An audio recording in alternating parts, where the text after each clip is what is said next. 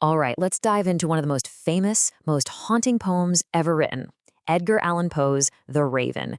We're going to break this thing down piece by piece. We'll look at the story, the incredible symbolism, and the straight-up psychological horror that has kept people hooked for what, over 150 years now? It's going to be great. I mean, just listen to that opening. Once upon a midnight dreary. You can feel the mood right away, can't you? Poe just drops us straight into this heavy, oppressive feeling of exhaustion. And right away, we meet our main guy. He's a scholar, he's got books everywhere, but they're not helping him. He's just completely alone, totally worn out, and grieving on this miserable winter night. So yeah, a midnight dreary, the scholar's sorrow. To really get what's about to happen, you have to understand the atmosphere Poe is building here. It's not just a backdrop, you know? It's literally the narrator's grief made real. And look at how he does it. Every single detail is perfect. We've got a bleak December midnight. I mean, it doesn't get much darker or colder than that. His room is full of these dusty old books, this forgotten lore. Even the fire, which should be a source of warmth and life, is dying out and making these creepy, ghost-like shadows on the floor. But the real heart of it all, the reason for all this gloom, is his crushing sorrow for his lost Lenore. He is absolutely trapped in his own grief. Okay, so now we have the tapping at the door, an unexpected visitor, and right into this thick, suffocating quiet, a sound. Just a simple little sound that's about to set off a whole chain reaction of terror. So there it is, a little tapping. At first, it's super faint, real gentle. And our narrator's first thought? It's totally rational. He's like, okay, it's late, but it's gotta be a visitor, just someone at the door. And he actually says it out loud, trying to calm himself down. You can almost hear his heart pounding, right? He calls it fantastic terrors. He's already freaked out, and he's desperately trying to grab onto a logical, normal explanation for what's happening. So he gets up, he opens the door, and nothing. Just blackness. Darkness there and nothing more. And in that moment, in that mix of fear and just desperate hope, he does something absolutely heartbreaking. He whispers her name, Lenore, like maybe, just maybe, it's her, and all he gets back is an echo. He goes back inside, his soul on fire, and then he hears it again. But this time it's louder, and it's coming from the window. And again, you see his logical brain trying to take over. He tells himself, oh, it's just the wind, nothing more. So he goes to check it out.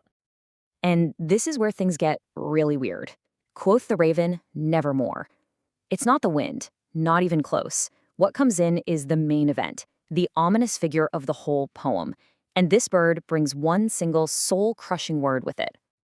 So this stately raven doesn't just flutter in. Oh no, it makes an entrance. It's got this air of importance.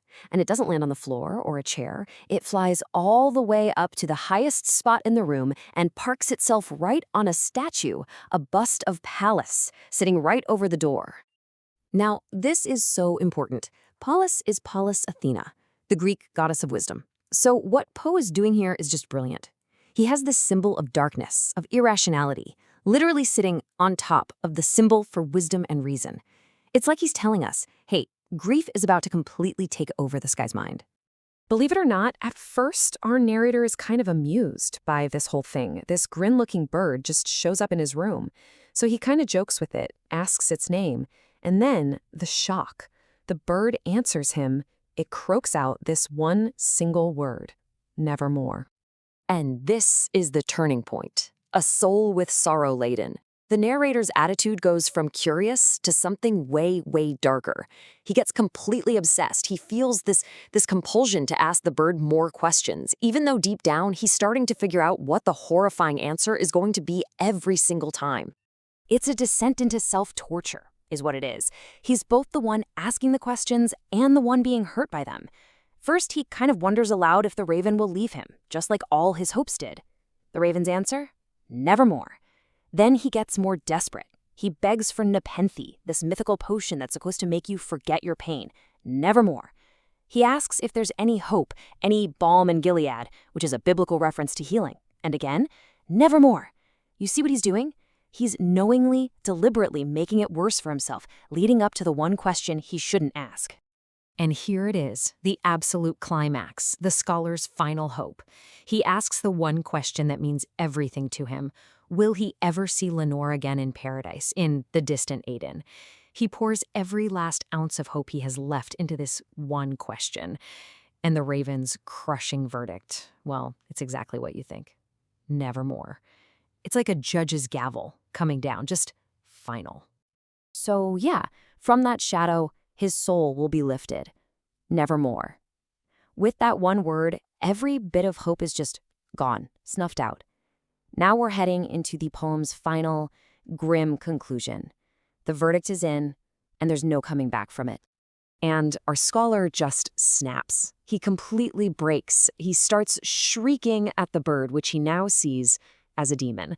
"Take thy beak from out my heart." What a line. It's this incredible metaphor for the stabbing, piercing pain of that one word, nevermore. And what does the raven do? Absolutely nothing. And the raven, never flitting, still is sitting, still is sitting. That repetition is so chilling, isn't it? It just drives home the fact that this bird is permanent now. It's not a visitor anymore. It's a fixture in the room, a permanent symbol of his unending despair. And this brings us to those devastating final lines. The shadow the raven casts on the floor is now the shadow over the narrator's soul, and he just accepts it. He knows his soul is trapped in that darkness and shall be lifted nevermore. It's not just sadness anymore. It's a kind of eternal damnation. So it all comes down to this one big question, and this is what makes the poem so powerful. What is the raven? Is it some real supernatural messenger, some kind of demon sent to torture him? Or is it just a bird? A lost bird that happens to know one word, and our narrator, in his grief-stricken state, just uses that word to destroy himself? The genius of the poem is that Poe never gives us the answer, and that's what makes it such a masterpiece of psychological horror.